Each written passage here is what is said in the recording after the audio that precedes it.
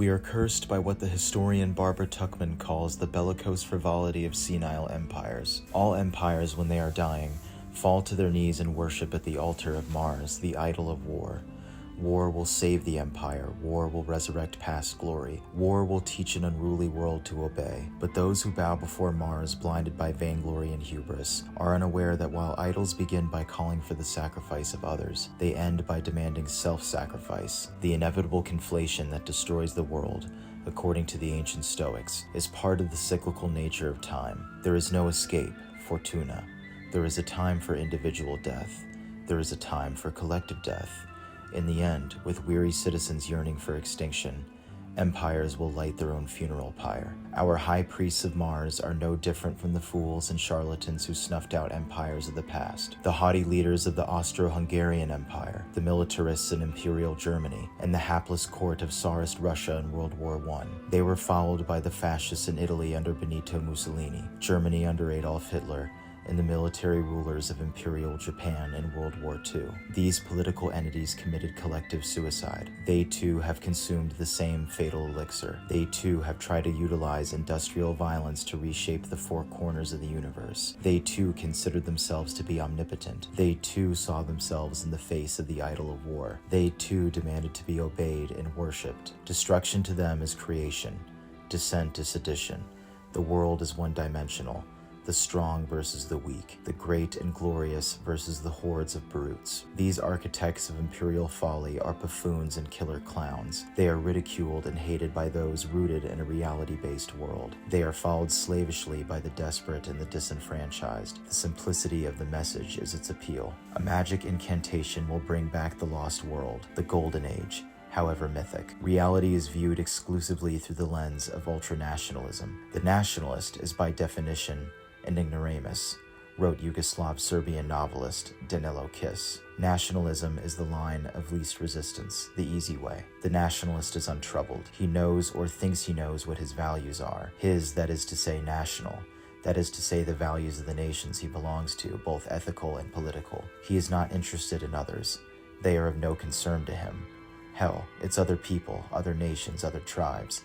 They do not require investigation. The nationalist sees other people in his own image, as nationalists.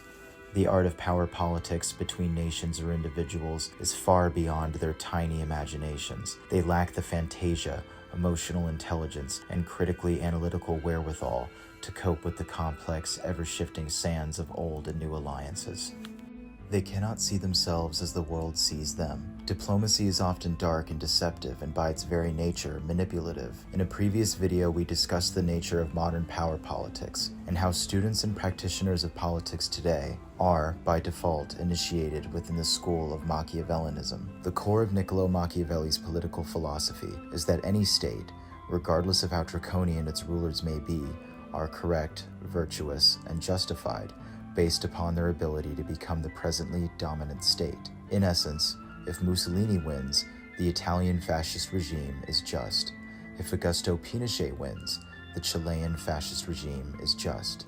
When the mask of the so-called rules-based order is removed from the ugly face of imperial barbarism, diplomats and gangster states are reduced to the role of impish errand boys. Hitler's foreign minister Wim von Ribbentrop, whose primary experience in foreign affairs before 1933 was selling fake German champagne in Britain, appointed several party hacks from the SA, or brown shirts, the paramilitary wing of the party, to diplomatic posts abroad. Benito Mussolini's foreign minister was his son-in-law, Gelato Ciano. Mussolini, who believed that war is to man what maternity is to woman, later executed Ciano for disloyalty. The current special envoy to the Middle East, Stephen Charles Witko, is a real estate developer, often accompanied on diplomatic missions by the chief executive's feckless son-in-law, Jared Kushner. The Italian philosopher Benedetto Croce quipped that fascism had created a fourth form of government, onagocracy, a government by braying asses to add to Aristotle's traditional triumvirate of tyranny, oligarchy, and democracy.